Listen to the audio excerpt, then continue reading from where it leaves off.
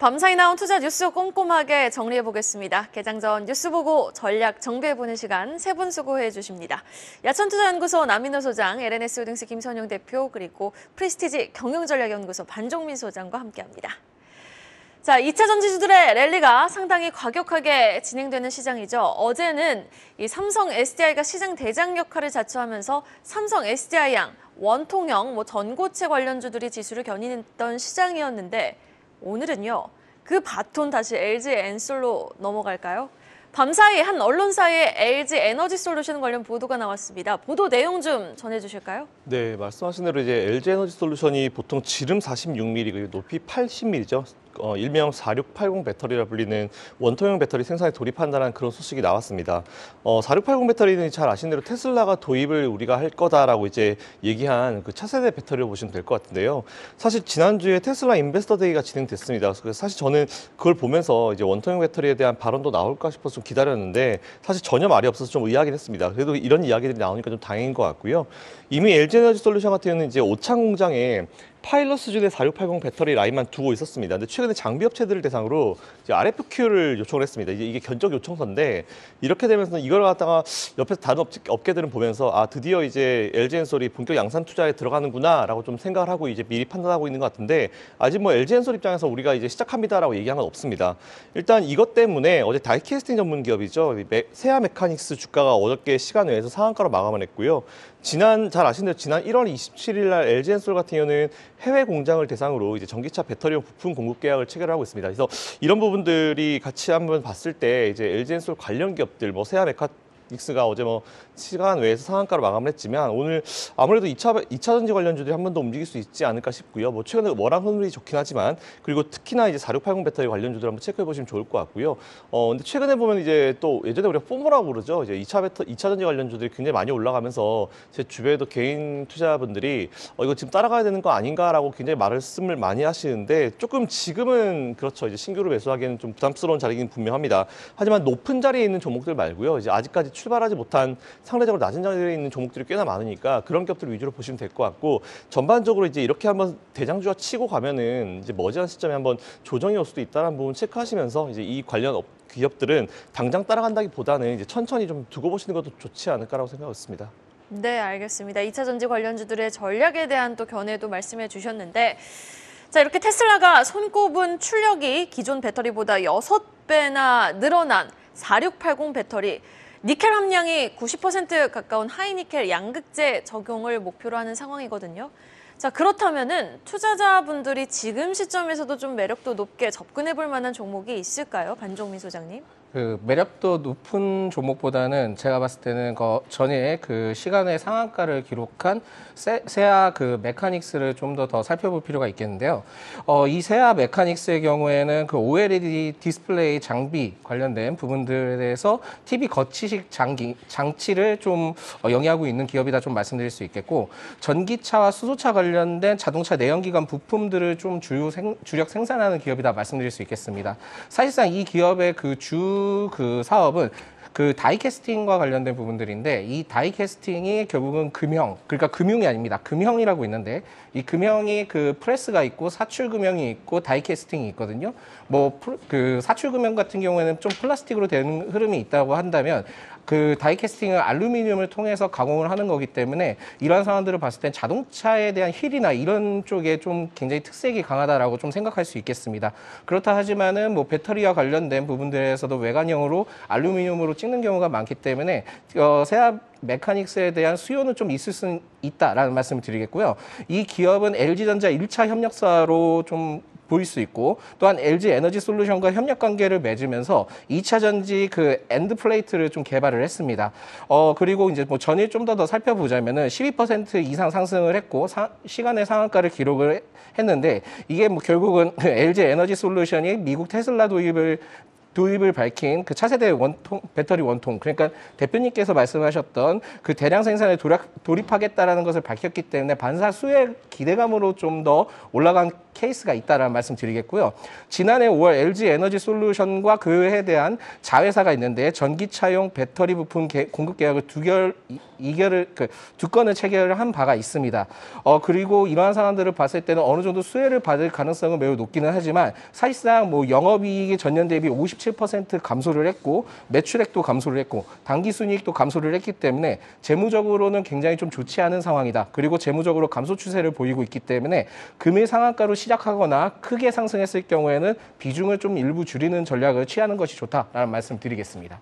네, 어제는 삼성 SDI향 기업들과 리튬, 전고체 배터리 관련주들의 상승이 두드러졌다면은 일단 세아 메카닉스 시간외에서 상한가를 기록한 만큼 오늘 장에서 좀 갭상승으로 출발할 수 있으니까 이때 좀 리스크 관리가 필요하다라는 전략 제시해 주셨습니다. 자, 이렇게 2차 전지 섹터를 향한 자금 쏠림 현상이 극심하면 반도체주들은 여러분 상대적으로 좀 소외를 받을 수밖에 없겠죠. 그런데 이 타이밍에 들려온 반도체 관련 호재성 뉴스 한번 확인해 보도록 하겠습니다.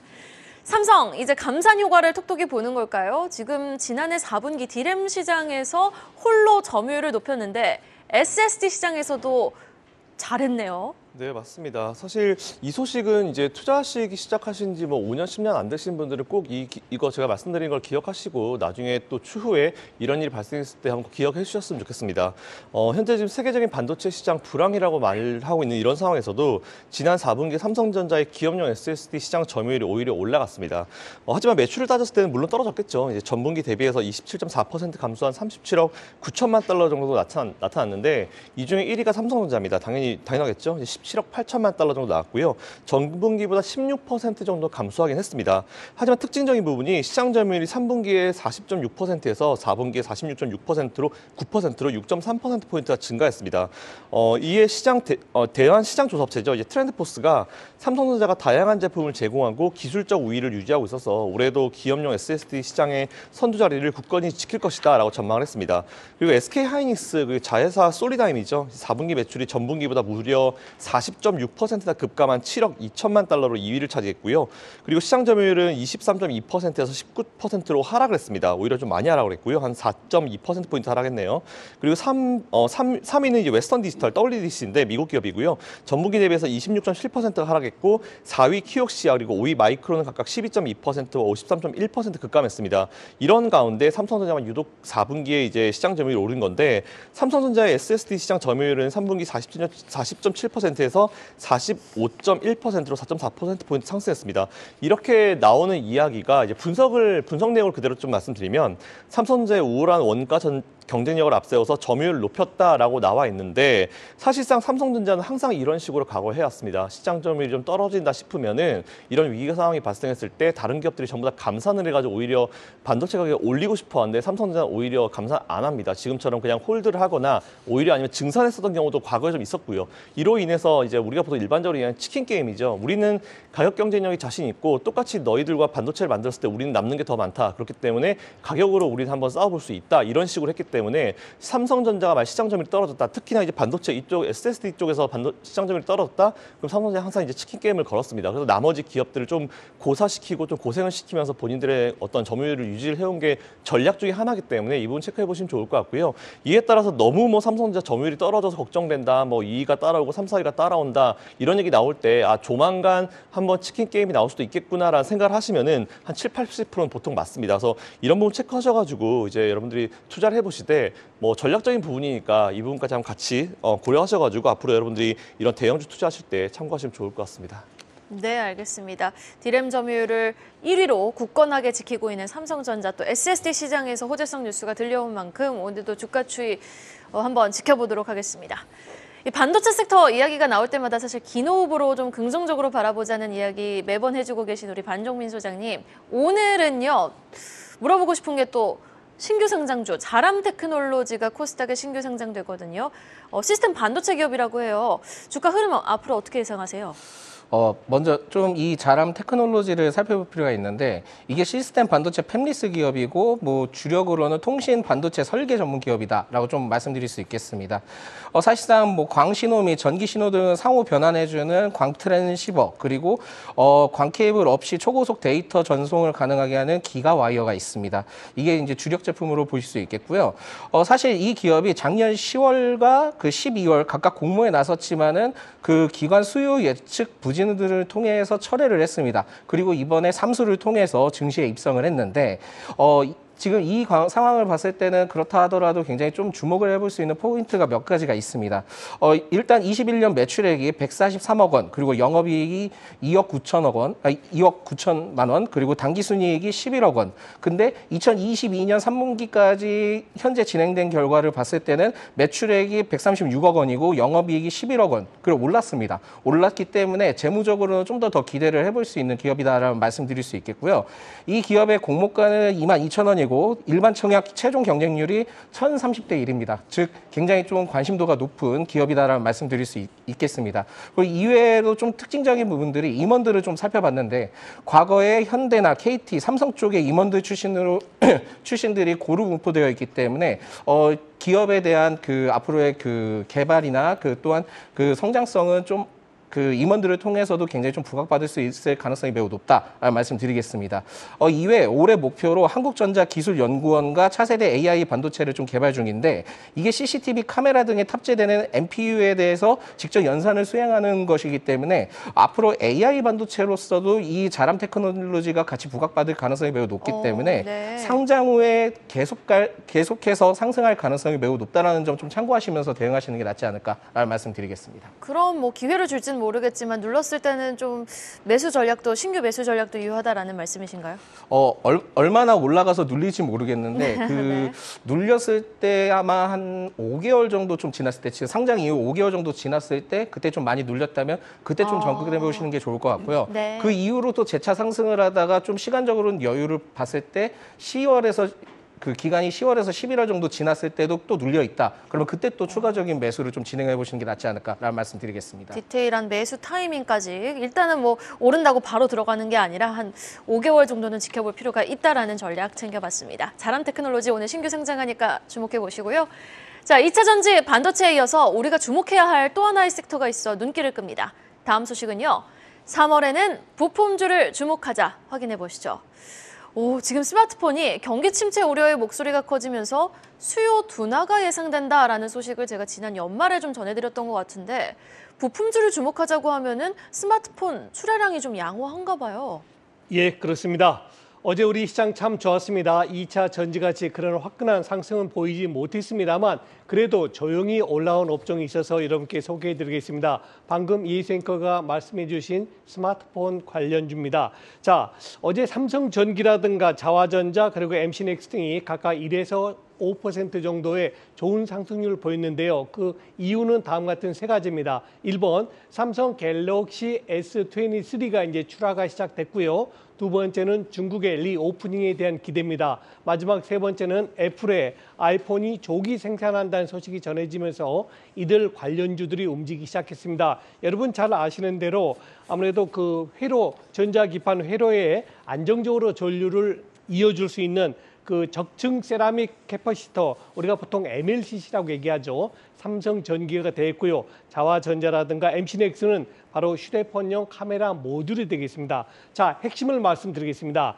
작년에 나왔던 삼성 갤럭시 S22는 연간 2,300만 대 정도 판매가 됐거든요. 그런데 이번에 출시되는 S23 한 단계 더 높은 사양이죠. 아마 기대하기는 2,600만 대를 넘어설 것으로 기대합니다. 그럼 일단 작년도보다 더 좋은 매출이 일어난다는 뜻이죠. 결론적으로 말씀드리면 지금 시장은 다소 답보적인 상태에 있습니다만 스마트폰, 소재, 부품, 장비 관련주들을 관심 가지셔야 될 것 같습니다.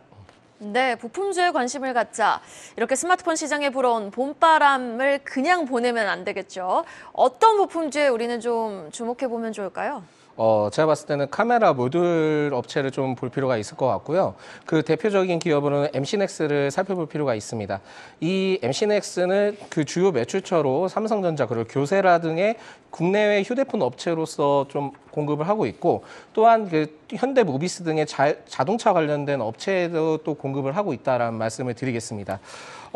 실질적인 상황들을 봤을 때 지난해 연결 기준으로 영업이익이 107억 원, 그러니까 전년 대비 55% 감소를 했고요. 이러한 감소는 아마도 갤럭시 S23의 판매에 대한 그 기대치가 다소 좀 그렇게 높지는 않다라는 그 보고서를 통해서 좀 본 부분들이 있기 때문에 이러한 상황들을 봤을 때는 그렇게 큰 기대를 못하지 않고 있나라는 좀 생각이 들 수 있겠고요. 갤럭시 S20 시리즈 이후에 연간 판매량이 2,500만 대 내외로 고착화된 상황입니다. 즉 스마트폰에 대한 수요가 좀 감소세로 좀 추세로 흘러가는 상황 때문에 굉장히 좀 안 좋았지 않았나라는 말씀 드릴 수 있겠고, 전장 부분에 대해서 그 원자재 가격 상승으로 인한 재료비 또한 미출고 제품 폐기 비용이 좀 많이 발생이 됐습니다. 그렇다 보니까는 굉장히 실적적으로는 좋지는 못했다. 그렇지만은 올해 1분기 말부터 DCU 양산이 시작되고요. 자율주행 부품 라인업 확대될 계획이 갖고 있습니다. 그래서 모바일에서 자율주행으로 지금 이 기업이 넘어가는 상황이고 장기적으로 좀 지켜볼 만하거든요. 그리고 이외에도 항공기용 부품 제조사와 도심 항공교통 관련된 분야에 대해서 부품 사업도 확대해 가져가고 있기 때문에 정부 정책과도 좀 어느 정도 연계성을 가지고 있다라고 좀 생각하시면 좋을 것 같습니다. 그렇다 보니까는 휴대폰 관련된 부분에 대해서도 회복세를 보이면 좋은 기업이기도 하고, 또한 자율주행 관련된 이슈도 있는 기업이기 때문에 MC넥스의 경우에는 좀 장기적으로 보시면서 접근하시면 좋다라는 말씀 드리겠습니다. 카메라 모듈주에 주목할 필요가 있다. 자율주행 모멘텀까지 갖고 있는 복수 모멘텀이 있는 MC넥스 한번 주목해 보도록 하겠습니다. 이어지는 소식입니다. SK케미칼 중국 업체의 사업을 인수한다고 합니다. 그런데 인수하는 사업이 플라스틱 재활용 사업이라고요? 네, 맞습니다. 일단 SK케미칼이 글로벌 재활용 페트 시장 진출과 함께 사업 확장을 가속한다는 그런 소식이 나왔는데요. 중국의 그린 소재 전문 업체죠. 이제 슈회사의 화학적 재활용 원료 및 화학적 재활용 페트 사업 부분을 이제 자산에 대한 어떤 양수적 계약을 체결했다는 그런 얘기 나왔습니다. 인수가액은 그렇게 높진 않습니다. 1,300억 규모로 이제 거의 소규모급이라 보시면 될 것 같고요. 이에 SK케미칼은 국내 기업들보다 한 1, 2년 정도 빠르게 상업 생산 체계를 갖추게 되긴 했습니다. 관련 시장은 제가 좀 살펴보니까 앞으로 2030년 정도가 되면은 약 한 10조 원 정도 규모로 시장이 좀 굉장히 커질 것이다라고 예상은 되고 있는데, 일단 여러 가지 좀 자료들이 나와봐야 되는데 사실 제가 좀 살펴봤을 때 그렇게 리포트가 많지는 않았습니다. 어쨌든 이 부분 그렇다 하더라도 이제 뭔가 우리가 딱 들었을 때 이제 이 정도는 앞으로 우리에게 필요하지라는 그런 사업군인 만큼 앞으로 이제 이게 어떤 식으로 또 이제 진행이 되는지 한번 지켜보시면 좋을 것 같고요. 그리고 다른 기업들도 어떻게 관심을 가지는지 한번 지켜보시면 좋을 것 같습니다. 네, 우선 이번 인수로 인해서 SK케미칼은 세계 최초로 화학적 재활용 이 원료와 제품을 모두 생산할 수 있는 기업이 됐거든요. 근데 주가는 어떻습니까? 고점 대비 참 답답한 상황이니만큼 오늘의 뉴스가 좀 새로운 상승 동력으로 작용해 주길 바라보겠습니다. 이어지는 기사들은요, 지금 자금 쏠림 현상이 이렇게 극심한 시장 속에서 현명한 전략에 대한 해안을 한번 얻어볼 수 있는 소식으로 준비를 해봤습니다. 자, 올해 상장사들의 평균 매출액은 컨센 대비 계속해서 낮아지고 있다고 합니다. 이 상황에서 전문가들은 어떤 조언을 내놓고 있나요? 예, 두 가지 제안을 하고 있는데요. 금년에 여러분들 모두 아시겠습니다만 2023년도에는 전 세계가 저성장이 예상이 되고 있습니다. 아무래도 코로나로 인해서 돈을 풀었던 것을 다시 환수하다 보니까 그만큼 긴축 경제가 들어갈 수밖에 없다는 뜻이 되겠죠. 그래서 전 세계 평균이 금년도의 GDP 성장률이 약 2%를 넘을까 말까 그런 수준입니다. 이렇게 저성장 때는 어떤 전략이 필요한가? 1번, 그나마 그래도 고성장을 지속하는 국가들에 대한 매출이 큰 종목이 좋다는 겁니다. 그런 국가가 어딜까요? 가장 먼저 중국이 떠오르죠. 지금 양해가 있고 있습니다만 약 5%의 목표 성장률 제시했죠. 그러면 세계 평균 2%보다는 2.5배가 더 높다는 뜻 아닙니까? 또한 지역이 있습니다. 바로 어디냐면 그 아세안 국가입니다. 우리가 베트남, 말레이시아, 인도네시아 이쪽에서는 여전히 5%가 넘는 그런 경제 성장률 되기 때문에 중국이라든가 아세안 쪽에 매출이 많은 종목들인데요. 대표적으로 꼽을 수 있는 게 오리온이라든가 아모레 그리고 휴젤 같은 종목을 주목하셔야 될 것 같고요. 다음 두 번째는 뭐냐? 매출액 대비해서 고정 비용이 조금 나가는 종목들을 관심 가지셔야 된다는 얘기입니다. 그 대표적인 종목으로는 삼성중공업이라든가 가스공사, SK가스, 쉽게 말해서 한번 고정장치 설치하면은 특별하게 인건비 말고는 들어갈 수 없는 이런 종목군들이 그나마 저성장 시대에는 좋은 종목이다, 이렇게 말씀을 드리겠습니다. 저성장 국면에서는 우리 아세안에 한번 주목해보고 매출액 대비 고정 비율이 낮게 나가는 기업들이 한번 주목해볼 필요가 있다. 관련 종목들도 제시를 해주셨습니다. 마지막 기사까지 확인해 볼까요? 지금 코스피는 2,500선의 벽을 넘지 못하고 있습니다. 이렇게 지수는 눌려있고 테마주만 활개를 띠는 시장인데 남인호 소장님, 이럴 때는 어떤 대응 전략이 현명할까요? 네. 제가 오랫동안 주식시장에 있으면서요, 저 나름대로 정리한 게 있습니다. 1년은 둘로 나뉘어지는 거나 하나는 추세 구간, 하나는 비추세 구간이다. 즉 1년 1월 달부터 12월 달까지요. 한번 여러분도 오늘부터 통계 한번 내보십시오. 재밌습니다. 보통은 5대 5입니다. 다시 말해서 오르거나 내리는 추세가 있는 게 한 5, 6개월 나오고요. 지금처럼 오르지도 않고 내리지도 않고 하는 추세가 5, 6개월 나옵니다. 그러면 이제 각각 투자 전략이 달라져야 되겠죠. 지난 1월 달 같이 추세가 그래도 상승 추세에 있게 되면 주로 지수 관련주들이 좋고요. 반대로 2월 달처럼 지수가 오르지도 내리지도 못할 때는 지수 관련주보다는 개별 종목군이 좋습니다. 여기서 주의하실 점 하나가 있죠.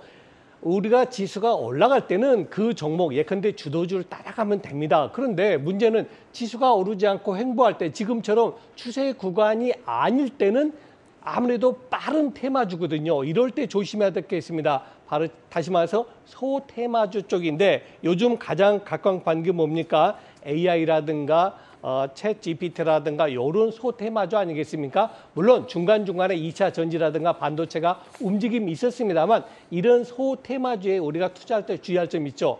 바로 여러분들의 포트폴리오를 먼저 감안하시라는 얘기입니다. 오늘 제가 한 번만 더 말씀드리겠습니다. 제가 만일 지금 100이라는 포트폴리오를 짠다면요. 지금 25% 현금으로 빼놓습니다. 남은 25% 반도체에 투자합니다. 그리고 10%는 2차 전지 투자합니다. 또 10%는 자동차에 투자하고요. 또 10%는 방산업에 투자하겠습니다. 이제 그럼 20 남았습니다. 여기서 절반은 금융, 그리고 남은 절반은 저는 소테마주에 투자하겠다. 즉 이 비율만, 이 포트폴리오 비율만 맞추신다면 여러분들께서 큰 손실이 없는 성공 투자하시리라고 믿습니다. 큰 손실이 없는 아주 현명한 포트 비중 전략 제시해 주셨습니다. 이렇게 박스권에 갇힌 지수대 안에서 2차 전지주들은 끝을 모르고 고공행진하고 있고 AI 로봇 테마에도 좀 자금이 쏠리고 있는 시장이거든요. 신규 매수 접근도 가능한 매력도 높은 종목 궁금합니다. 어떤 종목 보고 계세요? 먼저 좀 살펴드릴 게 지금 정부 정책과 관련된 이슈가 11월부터 계속 나오고 있는데 네. 정부가 굉장히 좀 바쁜 것 같습니다. 계속 정부 정책만 계속 내고 있는 상황인데 그거에 대해서 좀 정확한 포커스가 확실하게 나와줬으면 하는 바람이 있고요. 사실 1월부터 계속 이슈가 되고 있는 게 챗 GPT 관련된 이슈가 있었고 그 관련된 부분에 대해서 AI 반도체 그리고 또 연계된 치료, 로봇 등의 테마가 복합적으로 계속 연계되고 있습니다. 뭐 칩스법이나 디지털 헬스케어 그리고 로봇 관련된 종목들이 계속해서 상승을 하고 있는데 이외 또 폐배터리 세액 공제 관련된 기대감을 통해서도 폐배터리 관련된 종목들도 같이 올라가고 있거든요. 결국은 정부 정책과 관련된 테마 중심으로 수급이 크게 흘러가고 있는 상황이기 때문에 이 점을 좀 참고를 해볼 필요가 있지 않을까라고 말씀드릴 수 있겠고요.